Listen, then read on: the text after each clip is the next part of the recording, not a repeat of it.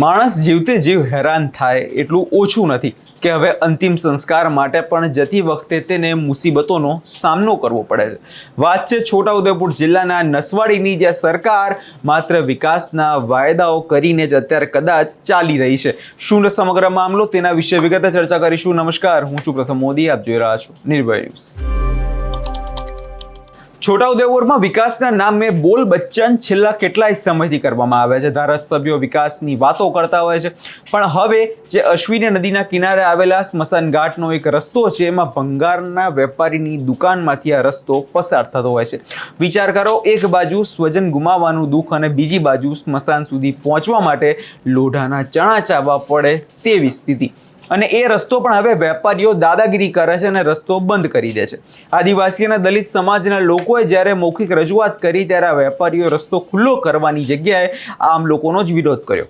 હવે આ તો કેવો વિકાસ કે ના તો સરકાર દ્વારા કોઈ રસ્તાની વ્યવસ્થા કરવામાં આવે છે, અને હવે જ્યારે રસ્તો થોડો હોય છે ત્યાં વેપારીઓ દાદાગીરી કરતા હોય છે। રસ્તા પર તૂટેલી કાચની બોટલો અને ખીલીઓ નાખી દેવામાં આવે છે, જેનાથી કોઈ વ્યક્તિ ત્યાં ચાલી ના શકે। જ્યારે ઉઘાડા પગે, જ્યારે શબવાહિની પાછળ ચાલતા હોય ત્યારે તેમના પગમાં આ લોકોને કાચ વાગે છે અને લોહી નીકળે છે, પણ વહીવટી તંત્રના પેટનું ક્યાંય પાણી હલતું નથી। શું આદિવાસી અને દલિત સમાજના લોકોના અધિકારોની અહીંયા કોઈ કિંમત નથી? સૌ પહેલાં તો એ દ્રશ્યો પર નજર કરેલી અને સાંભળીએ કે ત્યાંના લોકોનું આ વિષયમાં શું કહેવું છે। શમશાન જવાનો રસ્તો છે તો ભંગારવાળાએ બધું જામ કરીને રસ્તા પર એ કરી દીધું છે, અને વારંવાર એને કહેતા બી એ રસ્તો ખુલ્લો કરતો નથી, અને કહેવાય જે છે તો ગલી જેવો રસ્તો હાલ લે છે, અને રસ્તામાં ખીલીઓ, કાચના ટુકડા એવું પડેલું હોય છે। તો અમે એ માટે મામલેદાર સાહેબને આવેદનપત્ર હાલવા આવ્યા છે।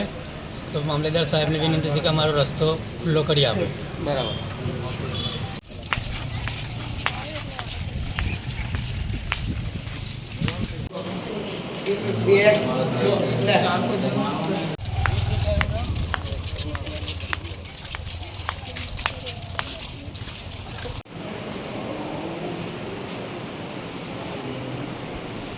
ચંપકભાઈ આવતા આગળ હા ફટાફટ જોજો।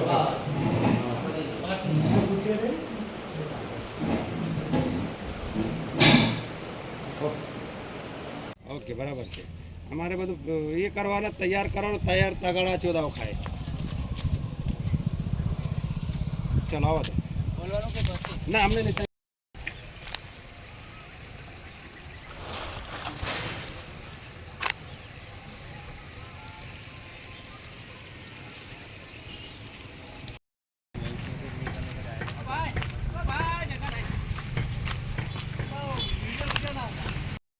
નીચે જ ને બધું બાઈક ફોન અંદર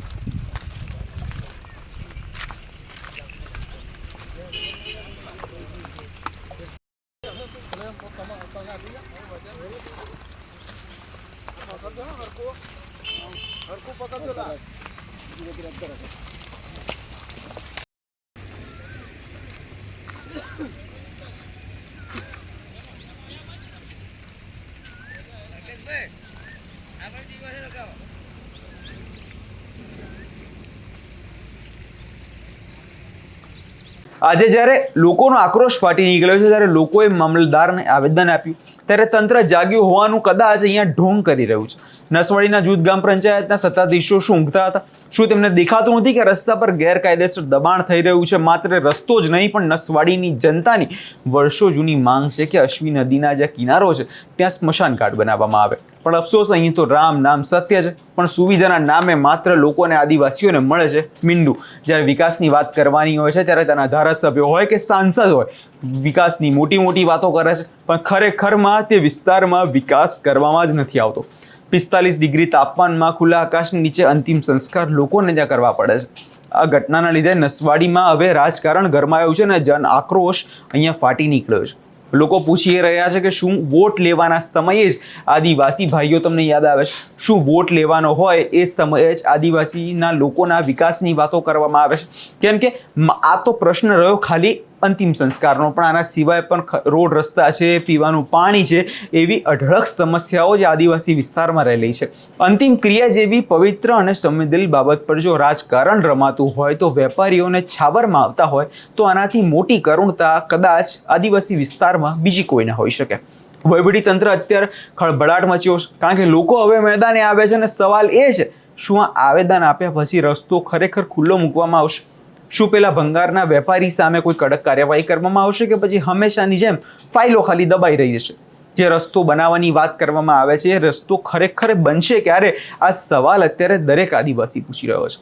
આદિવાસીની જનતા હવે જાગી છે અને જ્યાં સુધી ન્યાય નહીં મળે ત્યાં સુધી આ મોરચો અટકશે નહીં જેવી ચીમકી પણ આપી દેવામાં આવી છે. હવે આ વિષયમાં તમારો શું અભિપ્રાય છે અમને કમેન્ટ કરી ચોક્કસથી જણાવજો અને અમારી ચેનલ નિર્ભય ન્યૂઝને લાઇક, શેર અને સબસ્ક્રાઇબ કરવાનું ભૂલશો નહીં.